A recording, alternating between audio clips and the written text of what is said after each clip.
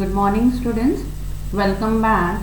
Today we will start with a new chapter, chapter number 5, and the name of the chapter is India's Heritage of Science and Technology. Now, the new discoveries and inventions in the field of science and technology has brought this world very closer because of new technology. With new inventions, we have come very much closer to each other. Now, the two words science and technology, normally we use these words always together, but there is a little bit of difference between the two words. What is science and what is technology? Now, science means what? Science is knowledge. Whatever knowledge, the new things are coming up, we are gaining new knowledge, we are learning something new. That is known as what? Science. And all the theories are being written down, the inventions are being written down. All this is considered as the new knowledge and it is considered as science. And what is technology? Now, technology is when we put this science into our daily use. हम जब वो science या जो knowledge हमने gain किया है वो हम अपने डेली यूज में अपनाते हैं, that is known as what? Technology. Means the practical use is considered as technology. आज हमने कोई मशीनरी के बारे में इन्वेंशन किया है, उसके बारे में हमने बुक्स में लिखा है, okay, that is considered as science और नॉलेज. और जब वो मशीनरी बन जाती है, उस मशीनरी को हम डेली यूज में यूज कर रहे हैं, that is considered as the usage of technology. Now we will study the topics of heritage of ancient India in the field of science and technology. Okay. Now the great जो sages थे हमारे olden times के, they have given us so much knowledge, okay, in the field of science and in the field of technology too.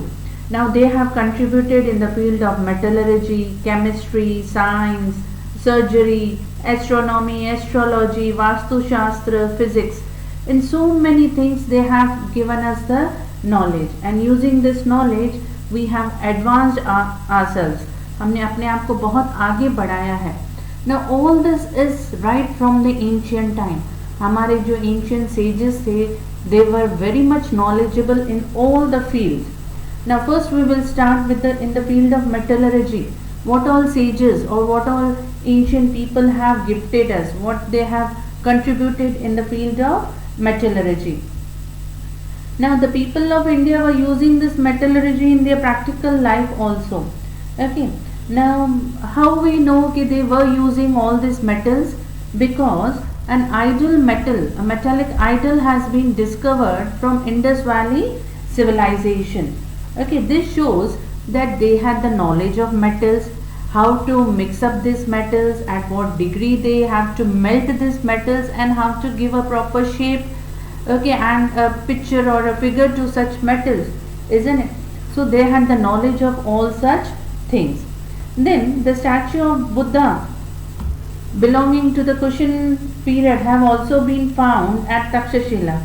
This also shows that during the time period of Kushan dynasty they had the knowledge of all such metals, because they had made the statues of different metals. Then during the time period of Chola also different metal or idols were being made. Now the statue of Nataraja, that masterpiece is being kept in the preserved in the museum of Chennai. That also shows that they've had the knowledge of metals, melting the metals, how to give a proper shape, how to give them the spacing, और कैसे figures बनाने हैं, the round curves, all this they knew at that time also. Then another figure of Lord Rama, the archer, okay, can also be seen in the museums. The different statues of god and goddesses, birds and animals, the betel nut cutters, okay, the small tools, all these were made from different metals.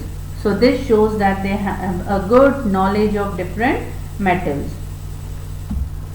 Now we move to the topic of chemistry.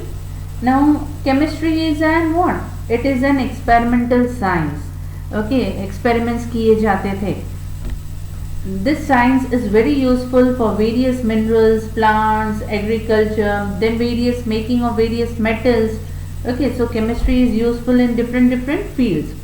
Then chemistry is also useful in making of different medicines. Now Acharya Nagarjuna, he was a learned Buddhist of Nalanda University. Okay, he is known as Acharya in the field of chemistry. Now he had written down the books like Ras Ratnakar. Okay, you can see the picture of the book I have taken, Ras Ratnakar, and also he had written the book Arogya Manjari.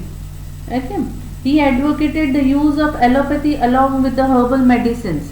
Means he used to tell people to use herbal medicines, but along with the herbal medicines he started making allopathy medicines. He had the knowledge of allopathic medicines also.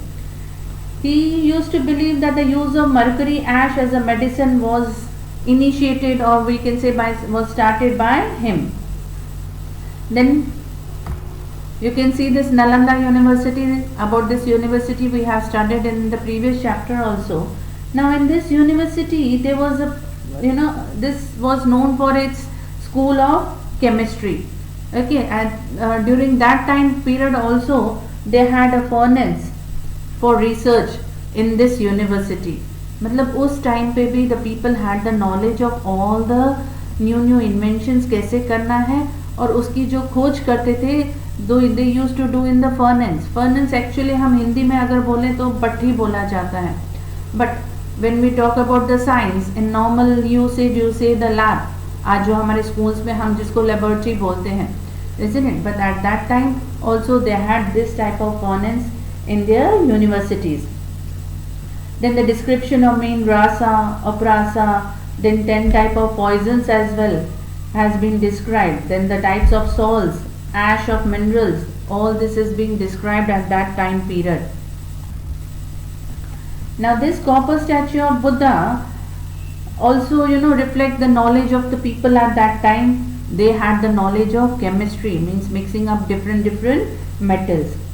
This copper statue of Buddha had been discovered from Sultanganj in Bhagalpur district of Bihar. Now this is 7.5 feet high and nearly its weight is 1 ton.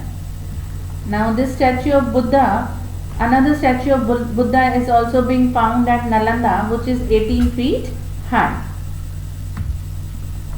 Now this is Vijay Sthamb, we can say.